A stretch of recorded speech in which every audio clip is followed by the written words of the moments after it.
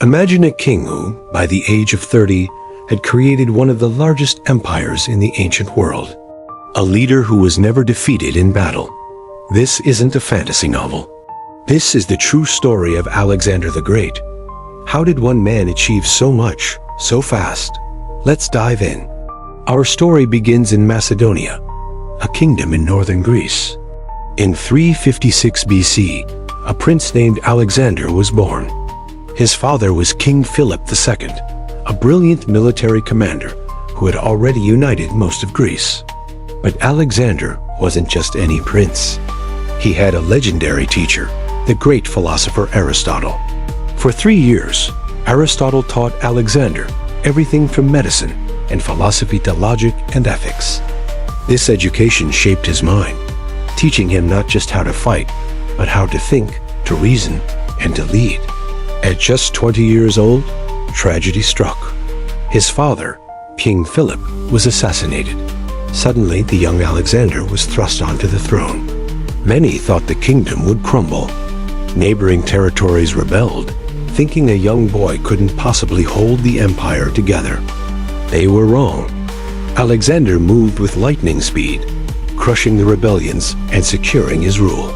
He showed everyone he wasn't just his father's son. He was a force to be reckoned with.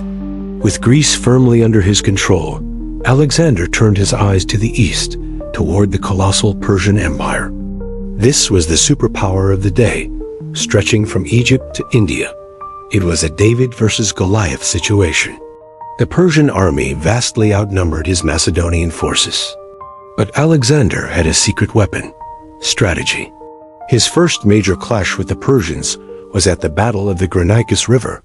The Persians held the high ground, a strong defensive position.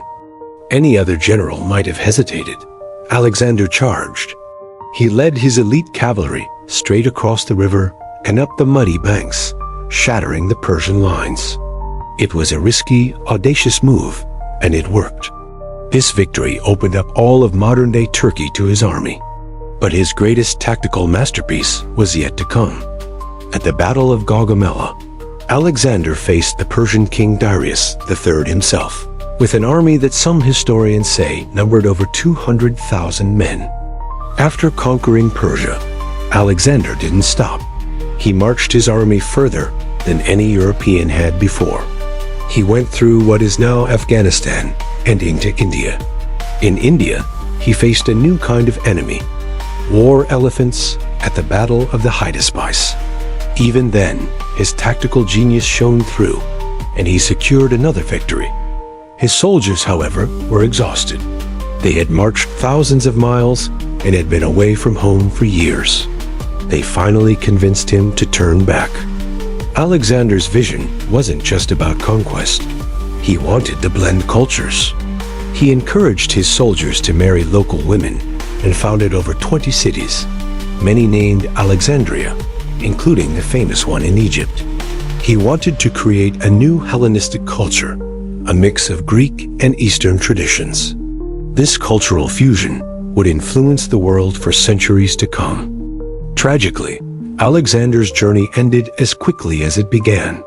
In 323 BC, in the city of Babylon, he fell ill with a fever and died at the young age of 32. The cause of his death is still one of history's great mysteries. Was it malaria, poison, or something else? We may never know for sure. After his death, his vast empire, held together by his personal genius, quickly fell apart. His generals fought over the territory, carving it up into smaller kingdoms, but his legacy was sealed. Alexander the Great redrew the map of the ancient world. His conquests spread Greek language, art, and ideas across 3 continents, kicking off the Hellenistic period. He remains a figure of fascination, a brilliant, ambitious, and ruthless leader who, for a brief, dazzling moment, held the world in his grasp. So, what do you think was his greatest achievement? His military victories, or the cultural world he created?